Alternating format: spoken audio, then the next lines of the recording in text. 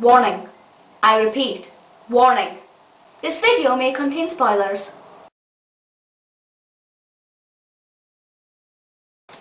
Hey everyone, so today I want to talk to you about Torchwood Miracle Day, and there's a lot I want to cover here because we have got the full 10 episodes to talk about. But I'm going to try and condense it as best as I can and just sort of give you a brief overview. So I'm not going to go into every specific detail that I think about every episode.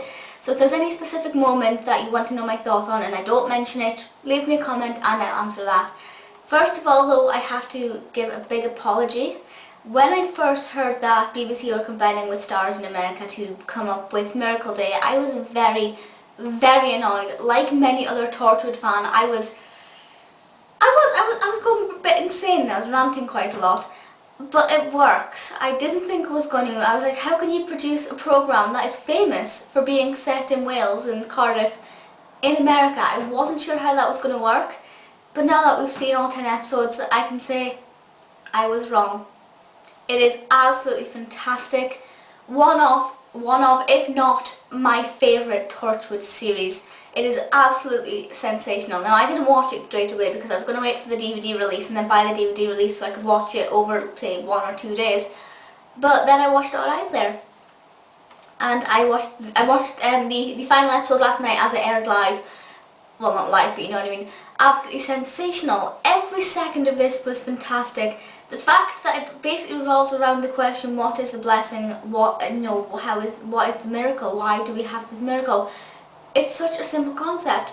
Now the fact that it gives everybody eternal life and makes immortal Jack now mortal, very well upsetting. First of all, when Jack was going on about how he'd hurt his arm and he couldn't be healed, I was like, oh, that means he could die at any second, and I had no idea what was going to happen because I don't know, and I still don't know, and I don't want to know until it's officially confirmed if we're getting a 5th series. Some people have said this is the last series, some people said there'll be another, I don't know. But I was kind of worried that something would happen to Jack at the end.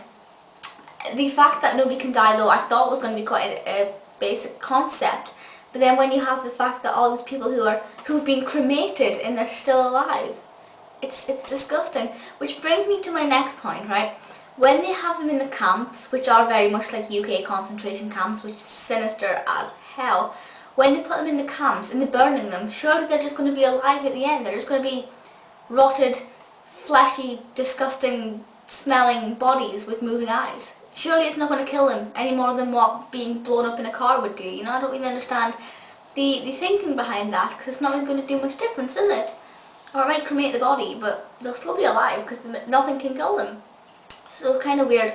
So I'm going to go through all the different characters because we had quite a big sort of mix of characters, and I think each of the characters individually brought something which added to the plot, which I think was nice.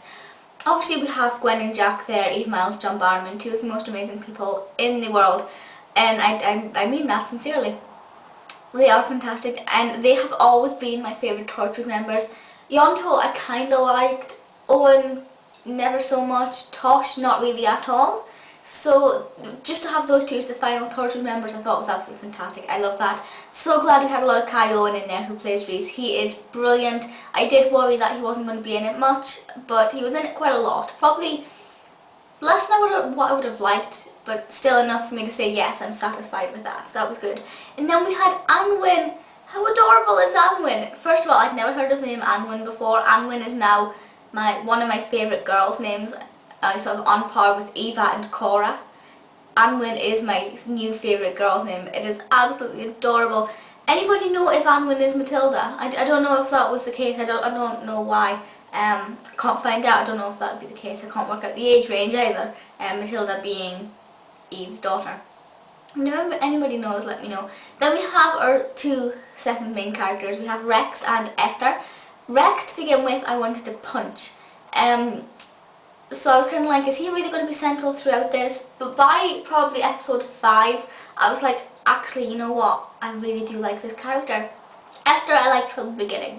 But Rex took a little bit more of getting used to, but I think they're both absolutely fantastic.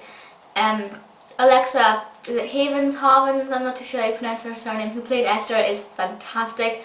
I've not seen her in much else. I've seen her in a few things, not knowingly until I checked on IMDb, and I was like, oh, that's her. But as Esther, she is fantastic. Rex, obviously, when we got to the end, which I'll talk about the final episode at the end of this, when we got to the end, Rex played one of the most significant parts of the whole thing, which, you know, was fantastic. He is absolutely sensational. Then we have Dr. Vera. I would have liked her to stick around a bit longer. To start off with, again, I was like, do I really like you? But once she actually joined in pretty much the episode where she got burned, I started to really like her. And I was like, bummer, just as I soon like her, she gets killed. Great. Okay, then we have Oswald Danes.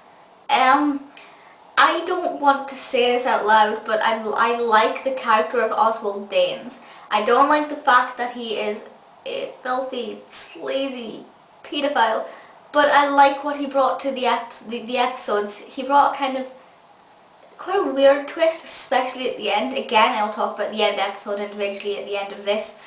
But Oswald Danes I found quite a really fascinating character, somebody I liked a lot of. Didn't like his personality, of course, but I like what he added to the show, and I think he was quite key in a lot of it. He was kind of weird. And then you have Angelo. As a character, I don't like Angelo, but he brought us some very gorgeous John Barrowman scenes. So I have to appreciate his input here, because without that we would not have had so much naked Barrowman. And, you know, you never can have enough of naked Barrowman. Julie Kitzinger, when I started to like her, but when I found out she worked for Phifer, I was like, what are you doing? And then again, once I started to dislike her, I kind of started to like her again, because I realised she's actually quite a vulnerable character. She's just doing this for self-satisfaction, to get further in her career. She didn't really even know about the blessing, she didn't have much involvement in it. So I did like her. I just think she was a bit misled. Now we have the Welsh versus the USA. I still do prefer the Welsh parts. I loved it when they were in Wales, because you have all the different accents. I love the Welsh accent so much. But the scenes in America really did work, and I thought they were absolutely fantastic. And it gave it a different twist, and I think it took I think with the involvement of the CIA and things, I can't even get my words out, blooming now. I think it brought crikey! I think it brought Torchwood to a new level, which was really nice. When we got to see Jack's past, when he was getting repeatedly killed because of Angelo, when he was getting killed, then coming back to life and being stabbed again, I hated it. I hated every second of it. It was the most horrible thing I've ever had to watch ever. Because yes, it's only television, but at the same time, it's so blowing good that it's able to pluck every emotion out of your inner core that you've ever had and brings it to the surface, and it makes you, my eyes are filling up just now, makes you really emotional, and it's just like, Jack, don't die! Oh, he's alive, yay! Don't die, he's alive! It's just really kind of frustrating.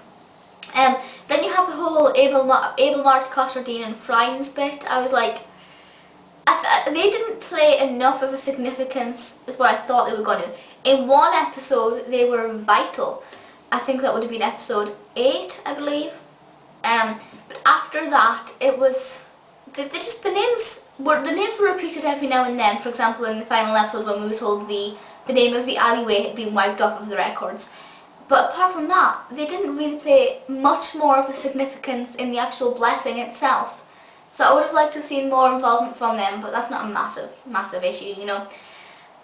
The bit with Gwen's father was kind of, you know, really, really hard going.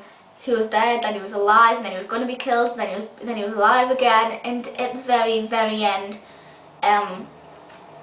when they talk about the last breath, when all of the category 1s basically just woke up, breathed, and then, you know, went to sleep eternally.